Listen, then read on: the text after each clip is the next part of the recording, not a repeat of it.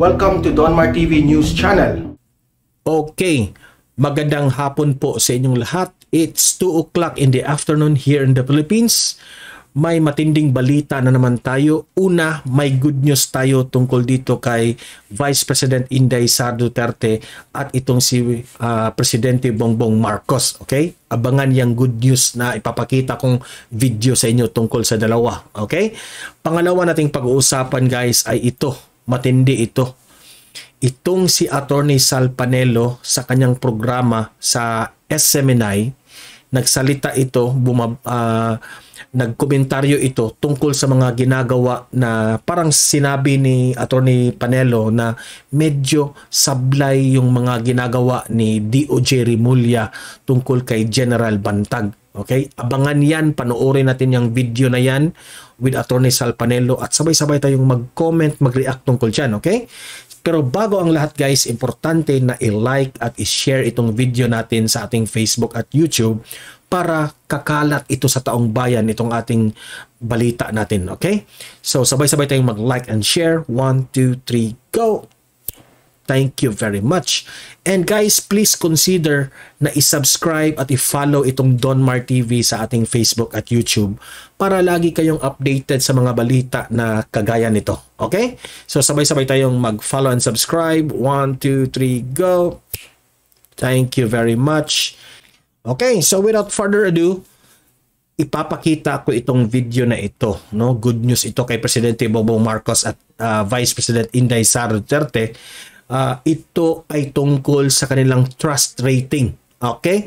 So, let's play the video at sabay-sabay tayong mag-comment tungkol dito. 8 sa kada 10 Pinoy ang tiwala kay Pangulong Bongbong Marcos at Vice President Sara Duterte. Sa bagong tugon ng Masa Octa Research Survey nitong Oktubre, parehong nakakuha ng 86% na trust rating ang dalawang pinakamataas na opisyal sa bansa. Parehas din silang nakakuha ng 4% distrust, habang parehong 10% din ang undecided. Oh, ayan. Klarong-klaro. Silang dalawa, 86% pareho ang trust rating. Oh, marami sa ating Pilipino ay nagugustuhan yung kanilang mga ginagawa. Okay? Nakakuha naman ng 52% trust rating si Senate President Mig Zubiri, habang 38% si House Speaker Martin Romualdez. 24% naman ang nakuha ni Chief. Ito pala ay ginagawa sa Octa Research. Octa ang gumagawa. Justice Alexander Gesmundo. Sa usapin naman ng performance ratings, 78% ang nagsasabing satisfied. Yan, performance rating yan ha. 78% yang si Presidente Bongbong Marcos at 80% naman itong ating Vice President. Sila sa trabaho ni Pangulong Marcos, habang 80% naman nagsabing satisfied sila sa mga ginagawa ni VP Sara. Higit alam nyo ba bakit nag 78% si Presidente Bongbong Marcos compared to Vice President Inday Sara Duterte na 80%, no? Maraming nagtatanong bakit 78% lang itong si Presidente Bongbong Marcos. Apektado kasi ng mga yung na misinform tungkol dyan kay Presidente Bongbong Marcos nung General Bantag at DOJ Rimulya na issue na yan, which is si Presidente Bongbong Marcos hindi naman nangingialam dyan, no?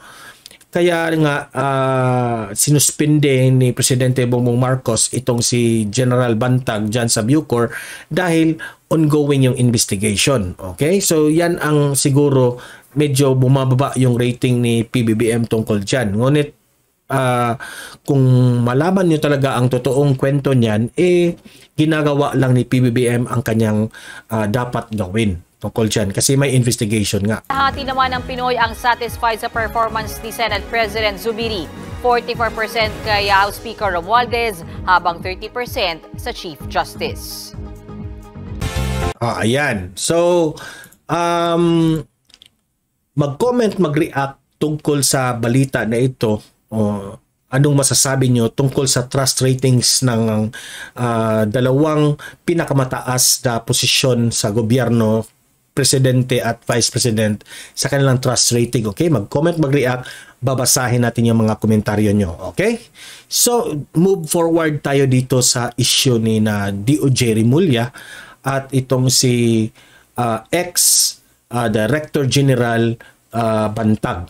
okay, na nagkomentaryo itong si Attorney Sal Panelo tungkol sa medyo sablay ang masasabi nating si Attorney Sal Panelo, nasablayan siya sa ginagawa ni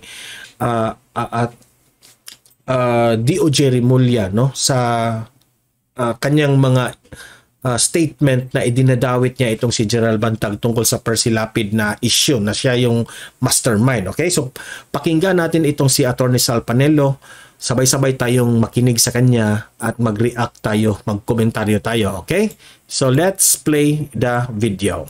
Attorney Sal, nagtatanong yung ating mga kababayan. Mukhang tahimik na ngayon si Suspended Bucor Chief Gerald Bantag. Ano bang mga nasasagap mong update? At mukhang yung kaso yung sagutan nila ni SOJ Rimulya, mukhang ceasefire na. Palagay ko, that's the lull before the storm. Oy, may meaning yan, ha? Ganon. Alam mo, hindi ba, meron ng alitan yung dalawa eh. Hindi na maganda ang relasyon nila. Okay. Medyo personala na yung alitan ni Gen Bantag at itong si DOJ Rimulya, which is, ang ibig sabihin ni Attorney Sal Panelo, medyo distorted na yung investigasyon, di ba?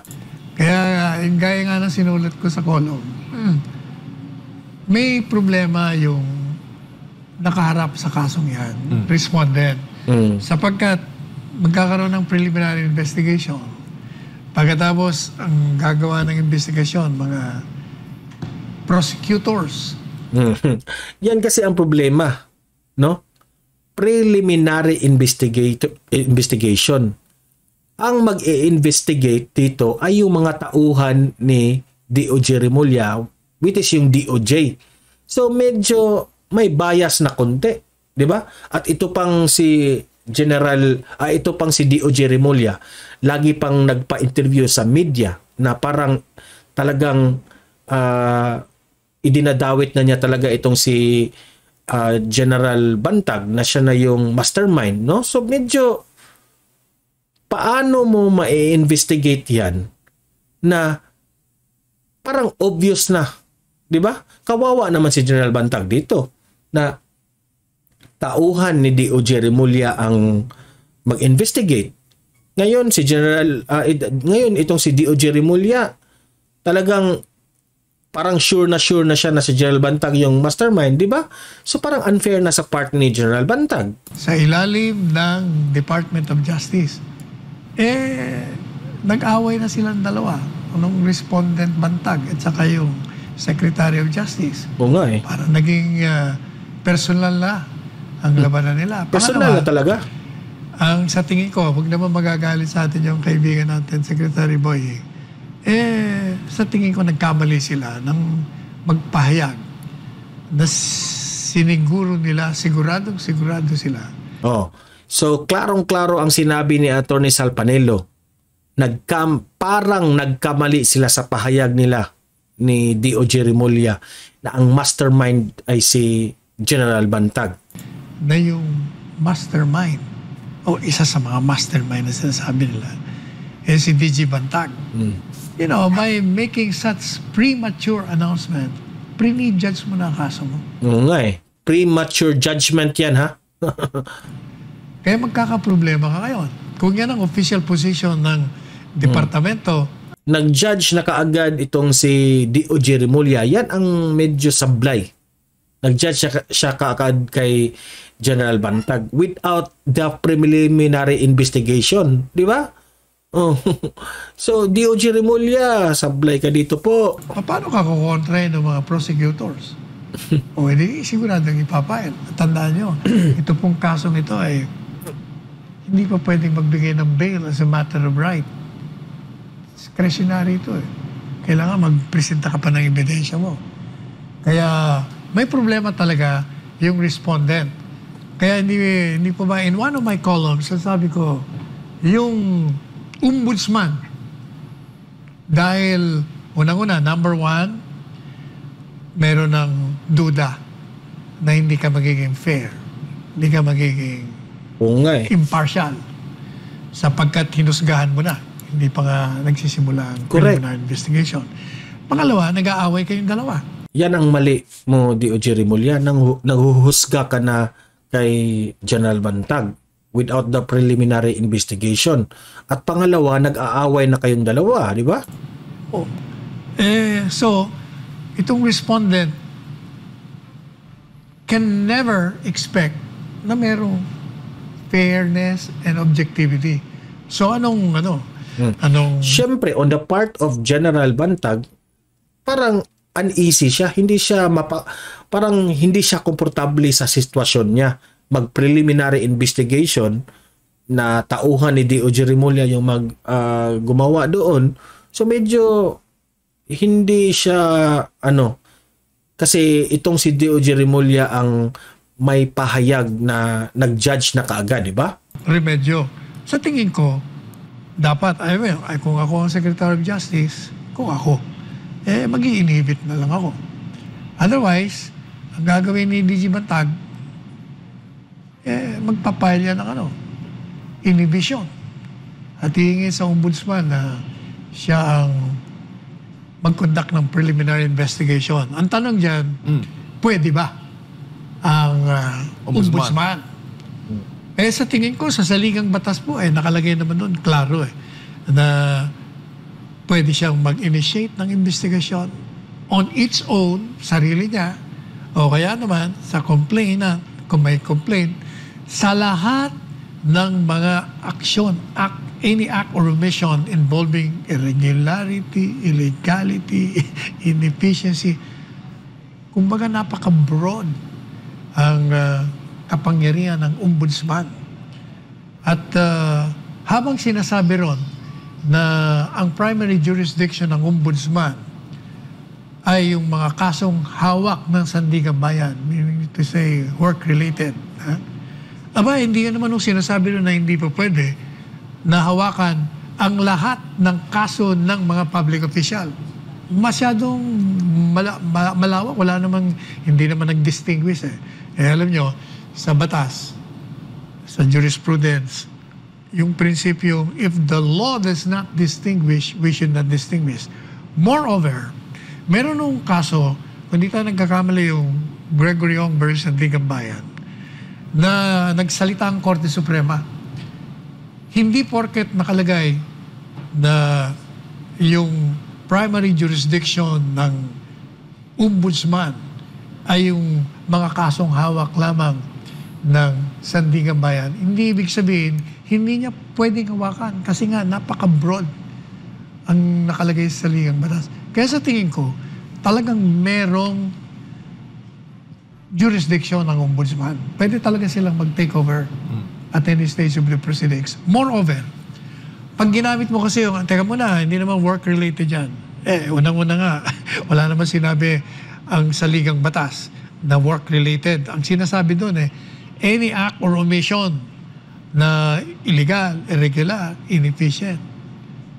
O madali sabi, kahit na hindi work-related. But assuming na hinihingi mo work-related, sa akin pong pananaw, work-related kasi titingnan mo yung reklamo, nakalagay po doon. Sangayon doon sa matrix nila, si Silueta, inutusan ng Bantag. O sino ba Silueta? Opisyal. So, ibig sabihin, ginamit di umano ng Bantag ang isang opisyal sa Bureau of Customs, Bureau of Corrections.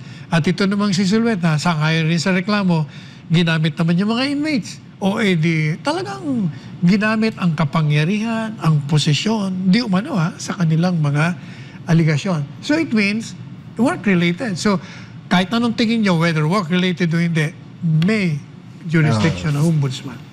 Abangan ang susunod na kabanata. Maraming salamat, Attorney.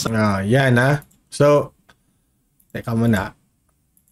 Okay. So, magaling na pagka-explain nitong Attorney Sal Panelo tungkol sa issue dito kay D.O.J. Rimulya at General Bantag.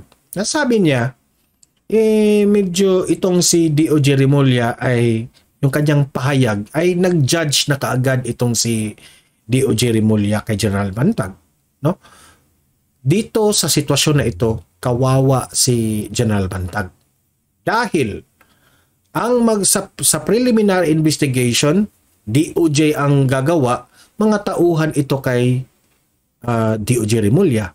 Diyan pa lamang medyo kawawa na si General Bantag. Dahil sa mga ginagawa ni DOJ Remulla sa kanyang mga pahayag diyan sa media, no, every time na i-interview siya, nakapagbigay na siya ng impluwensya sa media, sa taong bayan, pati sa kanyang mga tauhan, na isinasangkot na parang nag-judge na itong si DOJ Remulla na siya itong si General Bantag ang mastermind sa pangyayari kay Percy Lapid, di ba?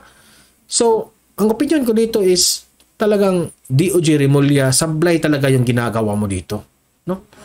So sana naman itong mga taong mag-imbestiga dito kay General Bantag sa preliminary investigation, dapat sana maging honest kayo sa inyong trabaho. Trabaho nyo yan, sana hindi kayo magpapa-impluwensya dito sa pahayag ni DOJ Remulla sa mga statements niya sa media. Okay? At sir, iwasan nyo yung mga alitan nyo, away, yung mag-interview itong si General Bantag. Siyempre, si General Bantag may freedom of expression tayo. Nag-i-expression siya sa kanyang sentimento na medyo nalulungkot siya sa pangyayari at galit rin siya. Bakit idinadawit siya dito? So, siyempre, ano siya di ba? Natural yan. Pero ikaw as a DOJ Remulla, sana naging neutral ka muna. No? Neutral ka muna. Yung mga statement mo at pahayag mo sa media, sana ay dapat naging neutral ka lang na daanin ito sa tamang proseso na talagang gagawa ng preliminary investigation. Hindi kayo maghuhusga kaagad na itong si General Bantag talaga ang medyo may kinalaman dito, mastermind. May term pa silang ginagamit na word na mastermind, no? Talagang ano yan, impluwensya yan sa media, sa taong bayan. So kawawa itong si General Bantag. Pero ang kabutihan nito ay halos lahat ng taong bayan ay pumapanig dito kay General Bantag, no? Hindi maniniwala, no? At dahil sa ginagawa ni DOJ Remulla kay General Bantag, medyo ito, sa akin ito opinion ko ito, medyo bumaba ang rating ni Presidente Bongbong Marcos tungkol sa ginawa mo, sir, no? Yun ang opinion ko, yun ang analysis ko, I might be wrong, I might be correct, but yun. Okay? Kawawa naman si PBBM.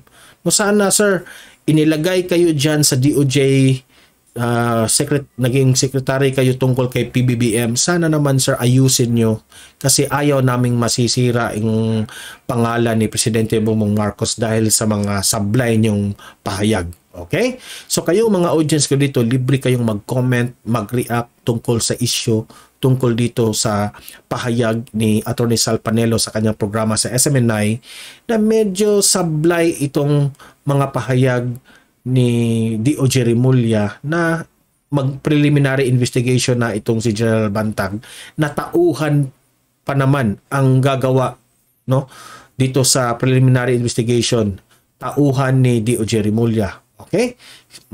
Kasi DOJ ito di ba? So, comment, mag-react kayo, babasahin natin yan lahat. Okay? So guys, hanggang dito na itong video na ito. Patuloy nating suportahan itong si Presidente Bongbong Marcos, Vice President Inday Sara Duterte. Mahalin natin ang Pilipinas. See you in my next video. Have a great day and God bless everyone.